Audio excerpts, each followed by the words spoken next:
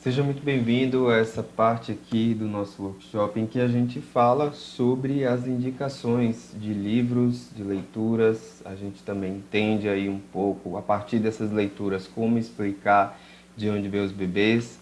Eu acredito que essa é a pergunta que talvez seja uma das perguntas que mais as crianças fazem, né? Principalmente quando vê mulher grávida ou quando está vindo o irmãozinho, enfim, e que os pais às vezes não sabem nem por onde começar e como explicar isso aí. Teve uma história de uma criança uma vez que ela estava perguntando isso para a mãe e viu o bebê já na barriga da mãe. Durante um tempo ele tomou coragem para perguntar e falar ainda por cima o seguinte: Mãe, você engoliu o meu irmãozinho e depois vai colocar ele para fora? Olha só a mentalidade, a cabeça dessa criança, né?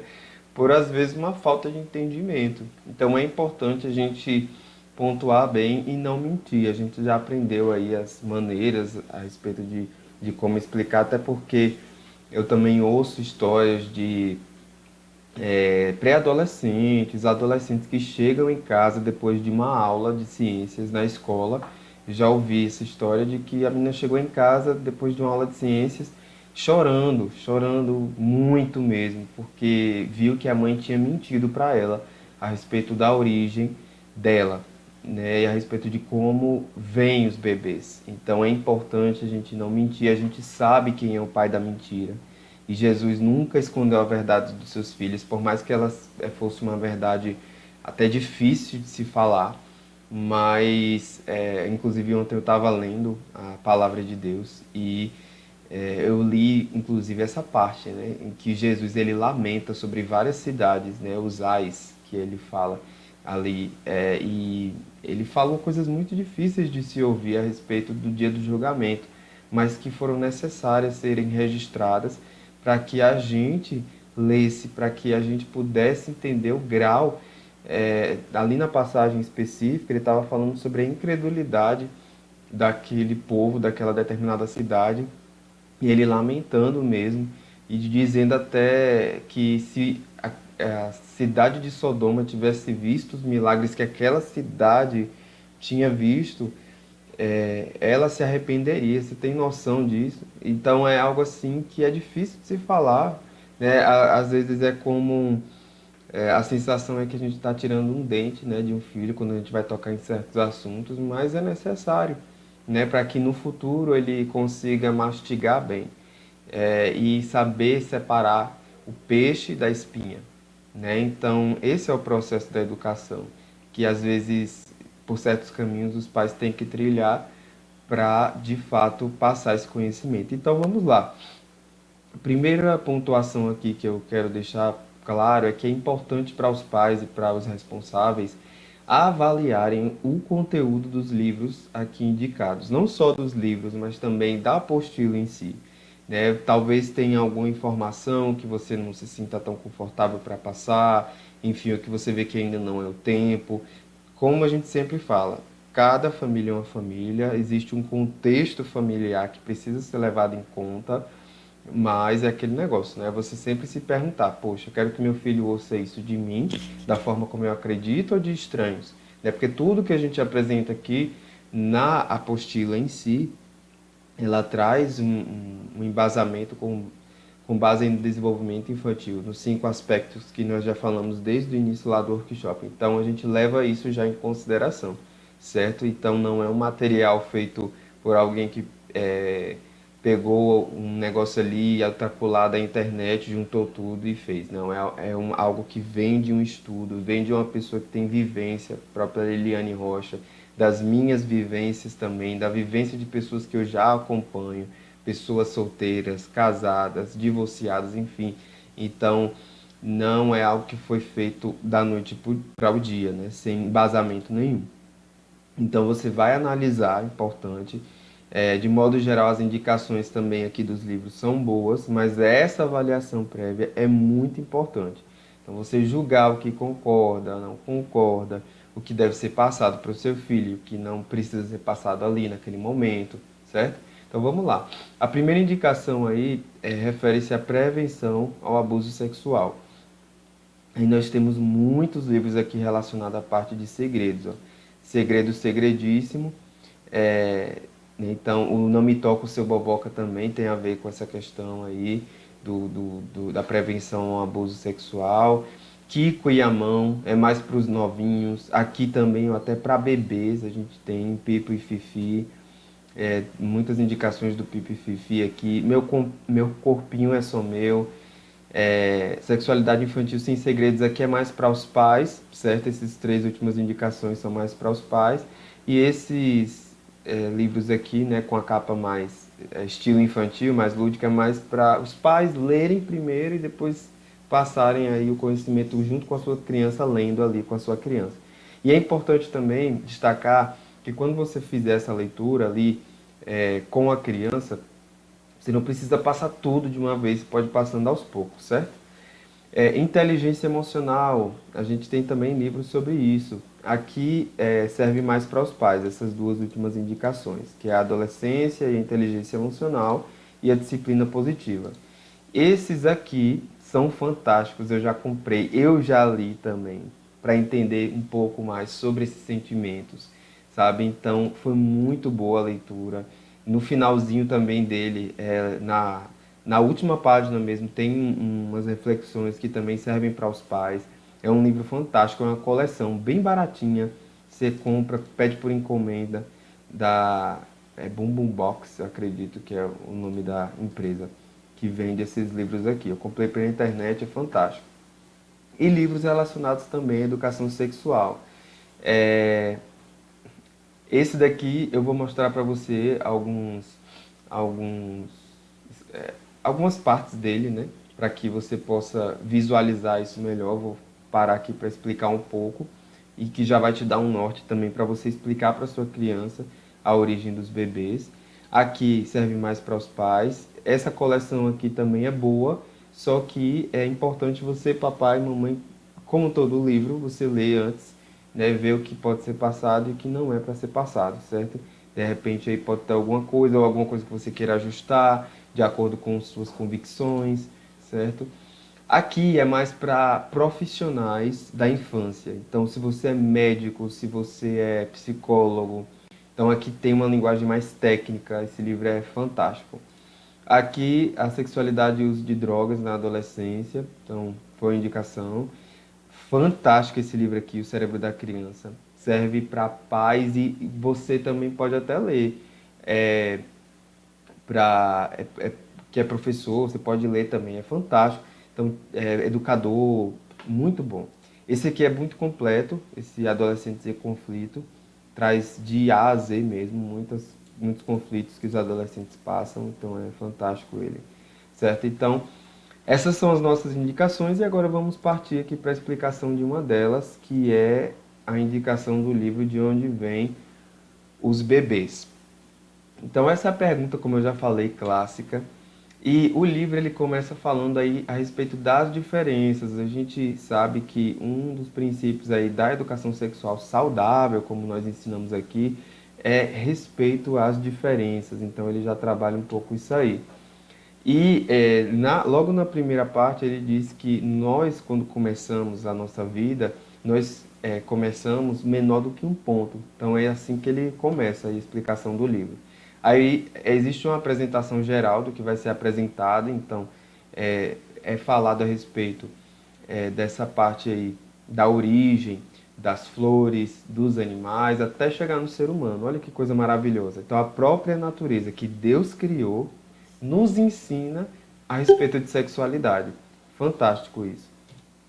Então ele começa com a parte das flores. Então, deixa eu só ajeitar aqui. Então começa com a parte das flores, falando a respeito das estruturas que existem na flor, tudo isso de forma, você vê aí, lúdica, muita figura, fala a respeito do ovário que tem na flor, do pólen, que são partes importantíssimas para que a flor, uma nova flor surja. E aí fala também a respeito do tubo, do ovo, da semente também. E aí, quando acontece o processo aí de reprodução, a abelha também está envolvida, né? Pode ser um passarinho, que são os animais ali que ajudam nesse processo, nessa, nessa reprodução. Quando acontece aí a fecundação, aí o que que acontece? Vem a água, vem o sol, vem o tempo, e aí a nova flor surge. Então o ovo mais o pólen gera a nova flor. Então você vê que é algo assim que é visto na natureza, dá para explicar isso tranquilamente, até levar uma flor no dia para você poder explicar, né, quando você estiver explicando essa primeira parte. Aí para crianças mais novas, você, por exemplo, explica até aqui num dia, tá ótimo. Então, e aí você faz um desenho junto com a criança disso aí que você mostrou para ela, ela faz junto com você. Não precisa explicar o livro todo de uma vez, o conteúdo todo de uma vez, sabe? Aí depois, no outro dia, você pode passar para os animais. E aí, assim como na flor existe o ovo, nos animais também existe um ovo. Assim como na flor existe um pólen, nos animais existe algo que é parecido com o pólen. Assim, tem uma função semelhante, digamos assim, que é o espermatozoide. Aí você pode falar a respeito do espermatozoide. E aí, que ele só pode ser visto, né, a nível aí microscópio, com esse aparelhozinho chamado microscópio. Aí você fala do galo e da galinha, então algo que você consegue ver na natureza. E como é que o pintinho surge, né? O galo, ele tem o espermatozoide, a galinha, o óvulo, né? E aí acontece o processo de cópula, né? A fecundação acontece aí dentro da galinha. Com o tempo surge o ovo, a galinha bota o ovo, ela choca esse ovo e surge o pintinho. Né? Você vê coisas que tem na natureza. E assim, antigamente era comum para quem morava em roça ver esse tipo de cena. Né? E aí a explicação já brotava naturalmente, mas a gente que vive na cidade não se vê tanto mais sobre isso. Né? Então, precisamos parar para explicar também, isso é importante. Aí você fala um pouquinho sobre os ovos, né? Que você tem em casa são esses mesmos ovos, que a galinha choca e tem os pintinhos, enfim. Depois você pode passar para o cachorro. Gente, eu não vejo tanto. Hoje até tem, mas a gente não vê tanto cachorro andando por aí com cueca, com roupa.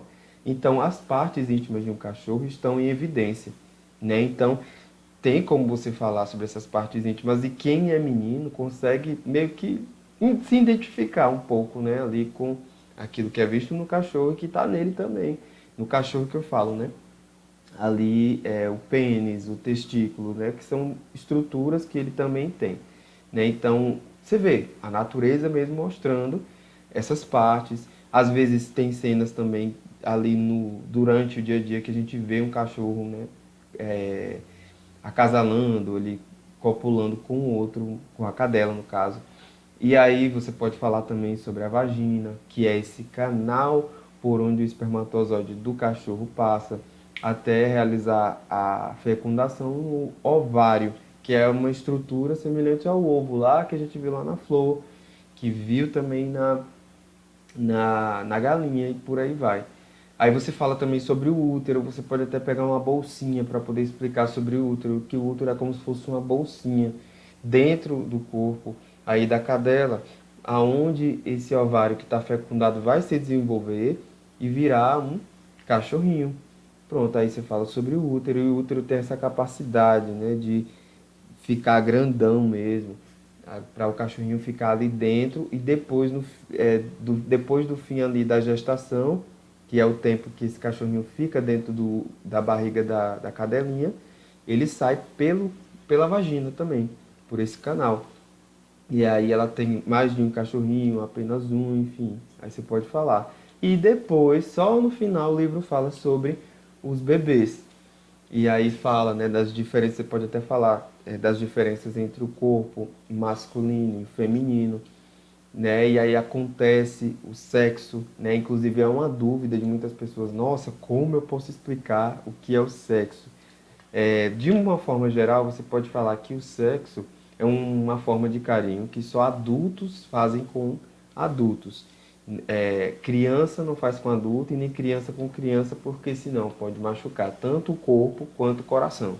Então, é importante você falar sobre essa definição de sexo. E se você é cristão e acredita como eu acredito, você fala que essa forma de carinho, chamada de sexo, só é feita depois do casamento, né? Porque assim a bênção do Senhor permanecerá sobre esse casal que se ama, né? Então é importante também pontuar isso aí, né? E aí você não precisa entrar em detalhes, a depender da idade da criança, do que ela perguntar.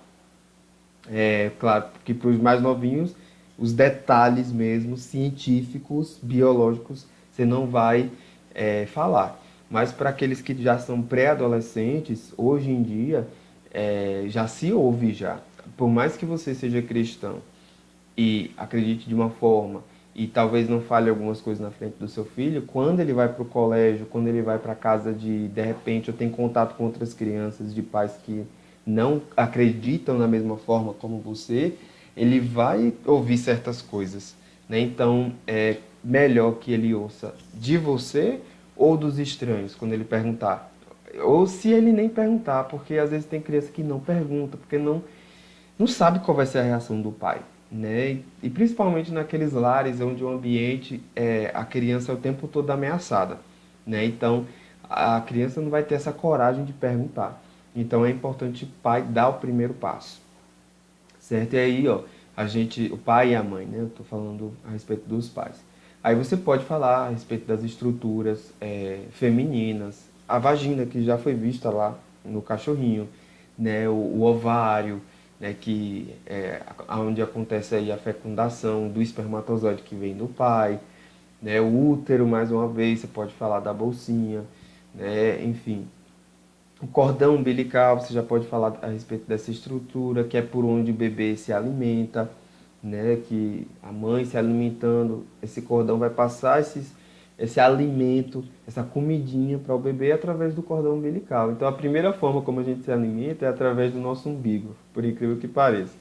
E aí vai, a criança se posiciona, o tempo de gestação acontece e acontece o parto, né? Que é quando a criança nasce, passando aí por qual canal? Pela vagina, né? E é importante pontuar que a parte exposta ali do órgão sexual feminino não é a vagina, é a vulva. A vagina é o canal, é o que está por dentro, por onde o pênis do homem passa quando existe a relação sexual ou por onde a criança passa quando ela nasce. E aí esse cordão umbilical é cortado, enfim, a amamentação e o bebê nasceu. Pronto, então você explicou de onde vêm os bebês. Você viu que não tem muito segredo, é algo simples, dá para você explicar por etapas, você se sentir a criança, se você tem medo, né, o receio de falar sobre isso. E é algo bem saudável, gente, esse conhecimento aqui. É ciência, não é imoralidade, não. Né? É importante a gente pontuar isso. E outra coisa muito importante a se pontuar é quando você for explicar sobre o sexo, mesmo que a criança já seja pré-adolescente, você não precisa também entrar em detalhes eróticos, aquelas coisas assim que só acontecem na intimidade do casal. Isso não tem necessidade de você explicar, né? Você dizer, ah, é bom e eu gosto, aquela coisa, sabe? Não. Você pode dizer que existe o prazer sim, mas é um prazer que o sexo traz entre duas pessoas que se amam e que são casadas e adultas, né? E aí você pode falar que para uma criança, para um adolescente, para alguém que é jovem e ainda não é casado, existem outras formas de ter prazer na vida. Aí você pode dar exemplos também. E é saudável você viver cada prazer em cada estação da sua vida. E você pode explicar sobre as estações do ano, né? E imagine só alguém querendo esquiar numa estação de primavera. Essa pessoa iria cair, na verdade. Então você pode falar a respeito disso. Então existe ah, uma roupa específica, um prazer específico para cada estação da nossa vida, assim como existe boas práticas e prazeres específicos para cada estação do ano, né? Então, se a gente quer viver um prazer fora daquela estação, isso não vai ser bênção para a gente, vai ser maldição. Então, é importante você pontuar isso também para a criança, para o adolescente e, se for um jovem, também para o jovem, falando ali na linguagem dele, ok? E é isso, então terminamos aqui essa nossa apresentação das indicações de leituras. Eu espero que você tenha gostado e boa sorte aí nesse processo de implementação aí da educação sexual através dessas leituras, porque é muito gostoso, gente. Principalmente ali nos momentos de leitura com seu filho, alguns pais costumam fazer isso antes de dormir, né? Então dá para implementar muita coisa aí, viu? Um grande abraço, a gente se vê aí na próxima.